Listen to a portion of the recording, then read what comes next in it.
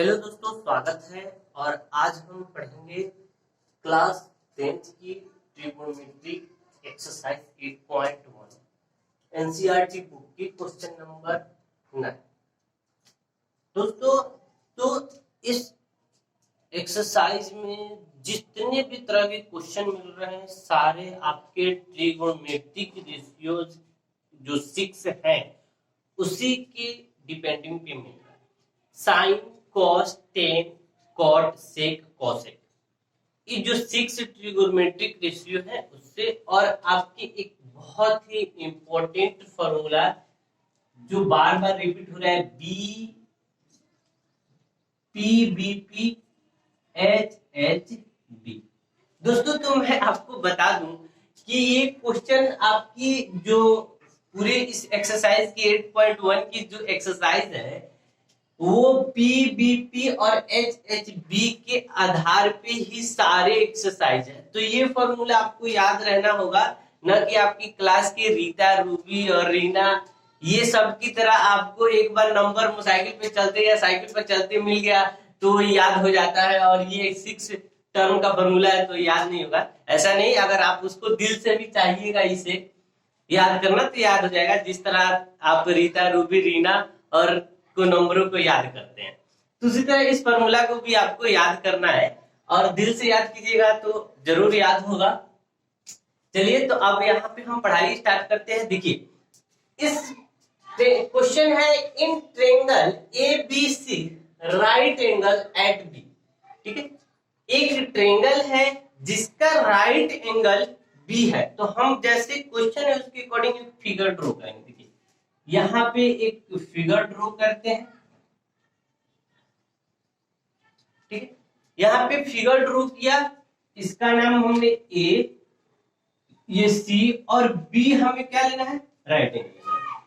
ठीक है, A B C हमने ले लिया और बी राइट एंगल लिया क्वेश्चन के अकॉर्डिंग। स्टेप है, इफ 10a इक्वल 1/√3, अगर गिवन है 10a की वैल्यू 1/√3 तो फाइंड करना है। इसमें दो पार्ट है, 9 क्वेश्चन में दो पार्ट है। Sin a into cos C plus cos a into sin C, first part है। सेकेंड पार्ट आपको cos a cos C minus sin a sin C. तो इसको फाइंड करना है। सबसे पहले मैं आपको बता दूं कि इसको निकालने के लिए, जैसे रीता, रजनी, रूबी से बात करने के लिए उसका मोबाइल नंबर जरूरी है, उसी तरह यहाँ पे आपको ये सारी चीज निकालने के लिए साइन कॉस टेन की किसी भी वैल्यू को निकालने के लिए पी बी एच जरूरी है। ठीक है दोस्तों, तो यहाँ पे हम देखेंगे कि कैसे हमें इसी से जो गिवन है उसी से हम उस नेक्स्ट जो पीबीएच है वैसे फाइंड करते हैं। जैसे अगर किसी के जान पहचान नहीं रहता है कि रीता के पास कैसे पहुंचना है या रूबी के पास कैसे जाना है, तो हम किसी के थ्रू से पहुंचते हैं ना कि भाई इसका नंबर है ऐसे देख। उसी तरह हमें भी इसी की हेल्प से तीनों चीज निकालना है। अब देखिए कैसे इसको निकालेंगे। अब 10a इक्वल 1/√3 है ना, तो हम देखिए यहाँ पे 10 कैसे पहले सॉल्व करते हैं। देखिए, गिवन है उसको लिखते हैं, गिवन 10a इक्वल 1/√3, ये गिवन है। अब 10 की फॉर्मूला जो है वो याद रखनी पड़ेगी। देखिए, 10 का फॉर्मूला होता है साइन कॉस 10, ये आता है, यानी p/h। हम यहाँ पे 10 की जगह पे 10a का फॉर्मूला होता है p/h। ठीक है, p/b। अब देखिए 10a की वैल्यू यहाँ पे क्या दिया रखा है, 1/√3। तो हम 10a की जगह पे 1/√3 इक्वल p/b लिखेंगे। इसका फॉर्मूला ये होता है, इसकी वैल्यू यहाँ पे दे रखा है, इसलिए हमने इसकी जगह पे 1/√3 इक्वल p/b लिखा। यहाँ पे देखिए, यहाँ पे आपकी जो p हो जाएगी 1 हो जाएगी और b जो होगी √3 हो जाएगी। ठीक, अब यहाँ पे तीसरा स्टेप है आपको h फाइंड करना। एक चीज यहाँ देखिए, ये आपका अगर कह रहा है ट्रायंगल में कि राइट एंगल बी है तो इसके सामने वाला जो लंबी सी लेंथ होगी ना वो आपकी हाइपोटेनियस हो जाएगी। ठीक है। राइट एंगल ट्रायंगल में जो राइट एंगल के सामने वाला जो साइड होता है वो आपके हाइपोटेनियस होता है, लेकिन यहाँ पे ट्रायंगल के रेशियो में वो थ्योरी थोड़ी सी चेंज होती है। जो भी एंगल बोलता है लेने के लिए उस एंगल के सामने वाली परपेंडिकुलर हो जाता है। यहाँ पे सॉल्व करते हैं। अब यहाँ पे P1 B√3, तो हम एक चीज निकालेंगे। अब यहाँ पे 10A की वैल्यू कह रहा है ना, 10A की, तो यहां से हम 10A अगर ये वाला लेते हैं एंगल, ये वाला अगर हम एंगल लेते हैं तो परपेंडिकुलर बाय बेस होता है 10A का फॉर्मूला, तो ये सामने वाला आपका परपेंडिकुलर हो जाएगा, ये परपेंडिकुलर हो जाएगा, ये बेस हो जाएगा। जो भी एंगल लेगा उसके सामने वाला परपेंडिकुलर, हाइपोटेनियस कभी भी चेंज नहीं होता है। जो राइट एंगल होता है उसके सामने वाला हाइपोटेनियस होता है, ये क्लियर है। बाकी दो ही चीज चेंज होगा, आपका परपेंडिकुलर बेस चेंज होता रहेगा। तो यहाँ पे अगर 10A से हम चलते हैं तो सामने वाला ये परपेंडिकुलर हो गया, ये बेस हो गया। जो हमें P कितना निकल गया है 1, यानी ये वाला हमारा 1 वैल्यू हो गया, और B यानी ये जो आया है ये √3 हो गया। ठीक है यहाँ तक। अब नेक्स्ट स्टेप में चलते हैं। हमें ये भी निकालना पड़ेगा, हाइपोटेनियस भी निकालना पड़ेगा, तो हम H निकालेंगे। यानी H का मतलब यहाँ पे पता है क्या होगा, AC। H का मतलब यहाँ पे AC निकालना है, तो AC की देखिए इसका फॉर्मूला होगा √अंडर ये दोनों साइड का होल स्क्वायर, यानी CB का होल स्क्वायर, यानी CB का होल स्क्वायर, और ये जो आपका AB है AB का होल स्क्वायर। अब देखो CB का हमने जो CB जो है P लिखा है, यानी परपेंडिकुलर हुआ है, तो उसकी वैल्यू कितना है 1 दिया है। तो हम यहाँ पे इसका 1 का स्क्वायर प्लस AB, यानी AB जो हुआ B, यानी B की वैल्यू √3 निकला है, तो √3 का होल स्क्वायर। इसलिए यहाँ पे आप AC लिखिए, H लिखिए, दोनों का मतलब एक ही हुआ, इसलिए H इक्वल यहाँ पे 1 का स्क्वायर करेंगे, √1 का स्क्वायर 1 ही होता है। अगर रूट को हम स्क्वायर लिखेंगे तो रूट कट जाता है, बार बार रूट कभी भी स्क्वायर से कटता है, तो यहाँ √3 का होल स्क्वायर है तो रूट कट जाता है, ओनली 3 हो जाता है। इसलिए H इक्वल √4, 1 और 3 4। अब 4 किसका स्क्वायर होता है 2 का, इसलिए 2 का होल स्क्वायर। हम 4 की जगह पे 2 का होल स्क्वायर लिख देंगे क्योंकि रूट हटाना है, इसलिए √2 से कट जाएगा स्क्वायर से, और H की वैल्यू 2 आ गई। ठीक है। अब एक चीज यहाँ पे नाम दिया है, तो नाम के अकॉर्डिंग आप चाहे तो लिख सकते हैं। देखिए कैसे, यहाँ पे आप इस तरह कर सकते हैं। देखिए जो P है यहाँ पे ऐसे लिख लीजिएगा कि AB की वैल्यू हमें पता हो गया √3, BC की वैल्यू 1 और AC की वैल्यू 2। ठीक है, AB की वैल्यू और BC की वैल्यू हम 10A से निकाल लिए हैं, और AC की वैल्यू पाइथागोरस थ्योरम से निकाल लिए हैं। अब तीनों साइड का हमें पता हो गया, ये आपकी 1, ये √3, और ये जो हाइपोटेनियस है हमारा AC, इसकी वैल्यू है 2। ठीक है। अब यहाँ पे जब तीनों निकल जाएगा तो जो भी फॉर्मूला कहेगा कि cos A cos C या sin C sin A, उसके अकॉर्डिंग आपको देखना होगा कि कौन सा परपेंडिकुलर है कौन सा बेस है। मेन चीज देखिए, अब यहाँ पे साइन फर्स्ट वाला पार्ट में है sin A into cos C। यहाँ पे मैं लिखता हूं sin A into cos C plus cos A sin C, इसकी वैल्यू फाइंड करनी है। ठीक है, सबसे पहले sin A चलते हैं, तो A है ट्रायंगल के साथ, तो हम A में जाएंगे यहाँ पे। ठीक है, अब sin का फॉर्मूला याद होना चाहिए कि sin का फॉर्मूला क्या होता है P/H। तो P/H यानी इसके सामने वाला परपेंडिकुलर हो जाएगा, और H आपकी कभी भी चेंज नहीं होता है, जो H यही रहेगा हाइपोटेनियस हमेशा। तो P यानी P/H यानी 1/H की वैल्यू 2, यहाँ पे इंटू यानी मल्टीप्लाई। अब cos c से चलेंगे, यहां से चलेंगे तो cos c का फॉर्मूला, अब इस एंगल से चलेंगे तो cos का फॉर्मूला b/h होता है, ठीक है। तो ये अगर इसको हम इरेज करते हैं, अब इसका काम हो गया, तो ये सामने वाला आपका परपेंडिकुलर हो जाएगा, c के अकॉर्डिंग ये सामने वाला परपेंडिकुलर हो गया, लेकिन इसमें आपका b/h चाहिए, तो h ये हो गया, एक जो बचा तो ये बेस हो गया, यानी 1 ऊपर और हाइपोटेनियस 2 हो गया, बीच में ये प्लस का साइन है तो प्लस। फिर है cos a, अब आपको इस एंगल से चलना है, cos का ही निकाला है, फिर इसको आप अपनी कॉपी में समझने के लिए, समझाने के लिए बार बार हम बना रहे हैं और इरेज कर रहे हैं, आपको खुद सही से समझना है।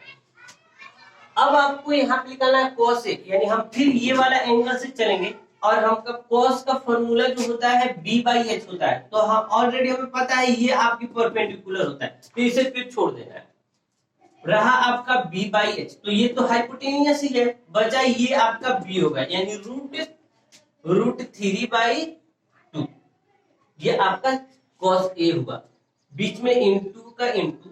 अब sin c, फिर sin c से चलना है, तो अब sin का फॉर्मूला यहाँ पे लगाना है, तो इसको इरेज करेंगे, sin का फॉर्मूला p/h, यानी इसके सामने वाला परपेंडिकुलर होता है, तो फॉर्मूला में p है ही, तो p का रूट लिख देंगे √3, और h ये बेस हो जाएगा, h हमेशा 2, तो 2 का 2।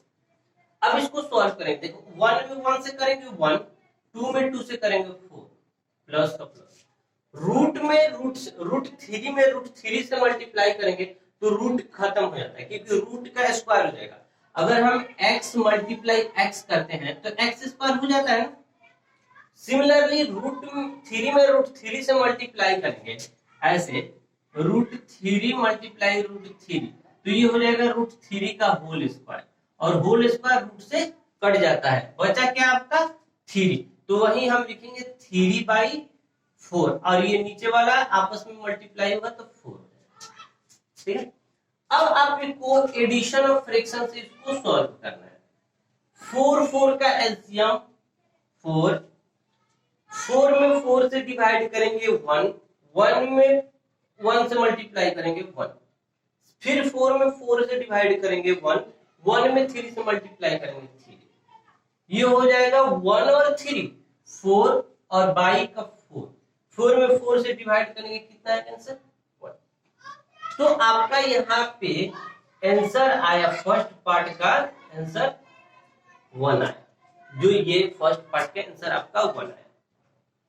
अब दोस्तों यहाँ पे ये फर्स्ट पार्ट हो गया, अब मैं आपको सेकेंड पार्ट के लिए, आप अगर चाहें तो इसको आप लिख सकते हैं अपनी कॉपी में, मैं इसको इरेज करूंगा और इसी का सेकेंड पार्ट 9 का जो सेकेंड पार्ट है उसको समझाऊंगा दोस्तों, ठीक है दोस्तों। तो आप चाहे तो स्क्रीनशॉट ले सकते हैं या आप उतार सकते हैं, मैं इसको इरेज करने जा रहा हूँ,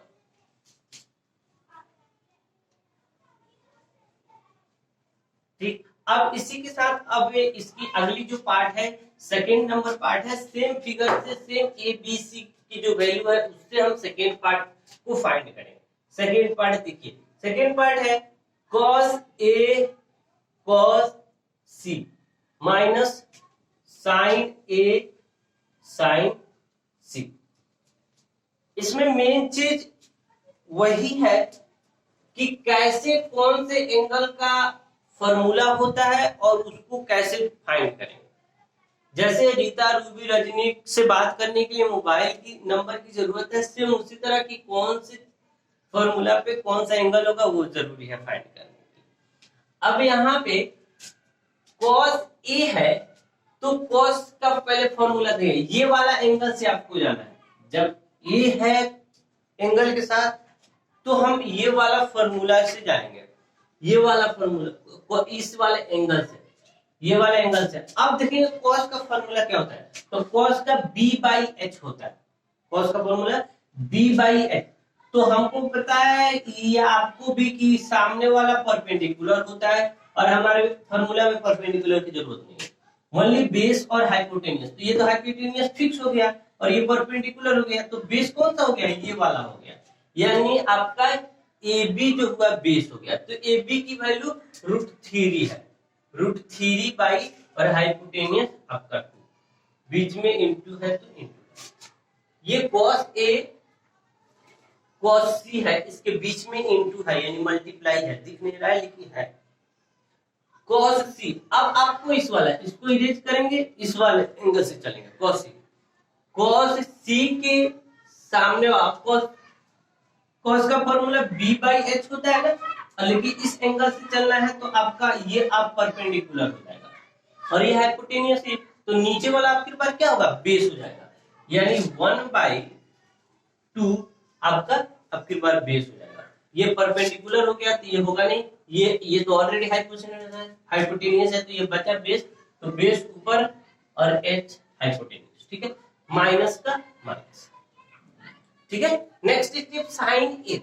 अब साइन ए इस वाले पे चलेंगे तो साइन ए का फॉर्मूला P/H होता है, ठीक है, तो इसको इरेज करेंगे यानी सामने वाला परपेंडिकुलर हो गया साइन ए के अकॉर्डिंग, सामने वाला परपेंडिकुलर, तो हमको परपेंडिकुलर चाहिए, तो परपेंडिकुलर कहता है यहाँ पे आपका 1 और दूसरा चाहिए h, तो ये h2 है, मल्टीप्लाई का मल्टीप्लाई साइन सी। अब इस एंगल से चलेंगे, साइन सी के इस एंगल से चलेंगे तो साइन का फॉर्मूला फिर वही होता है P/H, तो अब ये वाला परपेंडिकुलर आपका हो जाएगा √3, यानी ये √3 आपका परपेंडिकुलर हो जाएगा और दूसरा क्या है हाइपोटेनियस, यानी ये √2 जो होगा हाइपोटेनियस कभी भी नहीं बदलता है, परपेंडिकुलर और बेस चेंज होते रहते हैं, और एक ही याद रखना है कि सामने वाला परपेंडिकुलर होता है, हाइपोटेनियस तो फिक्स ही होता है, बस आपको बेस पहचानना है, सामने वाला परपेंडिकुलर बाकी एक है वो हाइपोटेनियस, तो एक जो बचेगा हमेशा वो आपका बेस होगा।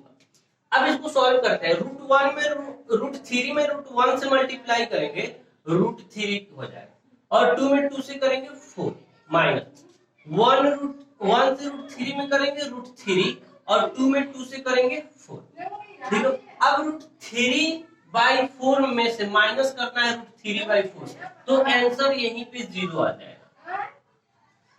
आप इसको ऐसे काट के आंसर 0 कर दो, या एक और है और टर्म 4 का एलसीएम निकालोगे, यहाँ पे आंसर आप यहाँ पे भी लिख सकते हो, 4 के काट के आंसर 0, या एक और टर्म है 4 का एलसीएम 4, जिसको समझ नहीं आ रहा है कि यहाँ काटे की क्या करें, नहीं समझ आ रहा है तो देखो 4 का एलसीएम 4 में 4 से डिवाइड करोगे 1 में √3 से मल्टीप्लाई करोगे √3 माइनस 4 में 4 से डिवाइड करोगे 1 में √3 से मल्टीप्लाई करोगे √3। अब देखो यहाँ पे √3 में से √3 जाएगा 0/4। अब किसी भी चीज में जब 0 से डिवाइड करते हैं 4 से तो उसका रिजल्ट क्या आता है 0, इसलिए ऐसे भी आंसर 0। ये थोड़ा सा यहाँ से लेंथी हो जाएगा, अगर ये नहीं समझ आया √3/4 माइनस √3/4, √3/4 में से √3/4 सब्ट्रैक्ट करेंगे 0, तो यहीं पे आंसर आपका 0 हो जाएगा। दोस्तों उम्मीद करता हूँ आपको समझ आया होगा, अगर कोई भी फिर भी आपको अगर इसमें कोई डाउट है तो आप कमेंट करके पूछ सकते हैं। दोस्तों मिलते हैं अगली क्वेश्चन।